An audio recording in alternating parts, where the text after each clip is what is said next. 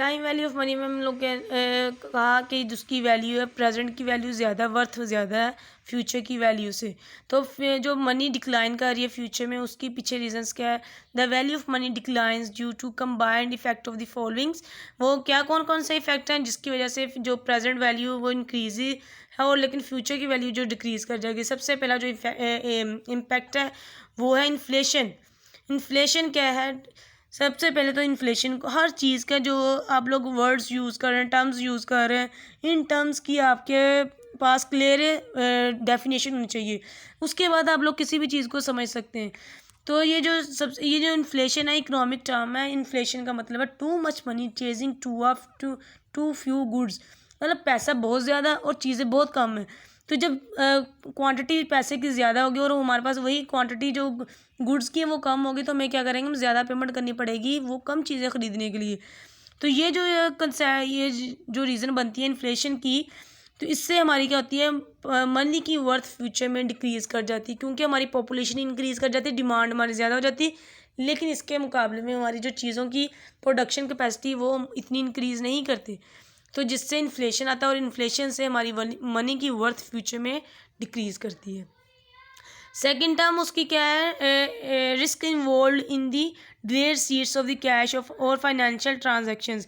मतलब कि कैश आपने किसी से लेना है और वो आपसे कह रहा है कि प्रॉमिस कर नेक्स्ट मैं आपको विद इन 1 मंथ और 2 मंथ में पे कर दूंगा और वो सम टाइम वो पे भी नहीं करता कि डिफ़ॉल्ट हो जाता है या इंसॉल्वेंसी हो जाती है बैंक करप्ट हो जाता है। तो इससे क्या आपका जो मनी की जो थी वो क्या बैड डेट्स में चलेगी। तो बैड डेट्स क्या लॉस। तो बिजनेस उस किस चीज़ को प्रेफर करेगा जो करंट में उसको मिल रही है या फिर वो फ्यूचर के प्रॉफिट मिल रहा है।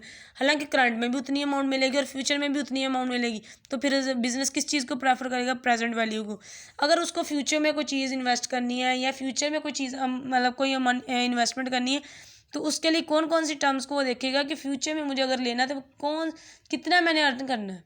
तो जो आज मुझे नहीं मिल रहा तो मैंने फ्यूचर में कितना लेना है। तो यही मेन चीज़ है टाइम वैल्यू ऑफ मनी का कंसेप्ट है। थर्ड पे है opportunity cost of capital delayed. Opportunity क्या एक आपके पास एक सुनहरी मौका होता है जिसके गोल्डन अपॉर्चुनिटी होती है कि अगर आप लोग आज उस चीज़ को यूज़ कर सकते हैं। आपके पास करंट में 2-3 ऑप्शंस होते हैं कि अगर आप लोग इसको इस जगह भी इन्वेस्ट कर अपने पैसे को कर सकते हैं दूसरी शेयर्स में भी कर सकते हैं डिबेंचर्स में भी कर सकते हैं लैंड और प्रॉपर्टी वगैरह भी परचेज कर सकते हैं। लेकिन आप किसी एक जगह पे इन्वेस्ट करते हैं बाकी जो ऑप्शंस है आपको उसको स्किप कर देते हैं। जो स्किप कर दिए उस वक्त आप लोगों ने गिव अप कर दिए वो चीज़ें जो इन्वेस्टमेंट के ऑप्शंस थे वो आपके लिए अपॉर्चुनिटी थी। तो जो आप लोग उसको गिव अप कर रहे हो वो आपके लिए अपॉर्चुनिटी कॉस्ट उस टाइम बन जाती है। तो कैपिटल डिले कर दिया आपने क्योंकि आपने उसमें इन्वेस्ट नहीं किया। तो फोर्थ है कंजम्पशन की क्योंकि आज हमें ज़्यादा ज़रूरत होती है बनिस्बत फ्यूचर की। तो जो चीज़ें जहाँ फंड्स हमें आज मिल रहे हैं हम लोग क्यों उसको फ्यूचर पे डिले करें। तो ये सारी वैल्यूज़ हैं जिसकी वजह से फ्यूचर की जो मनी की वर्थ है वो डिक्रीज़ हो जाती है और प्रेजेंट की वैल्यू इंक्रीज़ करती है। तो ये है टाइम वैल्यू ऑफ मनी पढ़ने का हमारे पास रीजंस। तो आगे भी हम और देखते हैं लेक्चर्स 1 बाय 1 मैं रिकॉर्ड करके आप लोगों को सेंड करती जा रही हूँ ताकि आप लोग शॉर्ट ये थोड़ी सी वीडियो क्लिप बनेंगे ताकि आप लोग इजीली अंडरस्टैंड कर सकें। अगर कहीं भी आपको लगता है कि आपको समझ नहीं आ रही तो आप लोग मैसेज करके पूछ सकते हैं।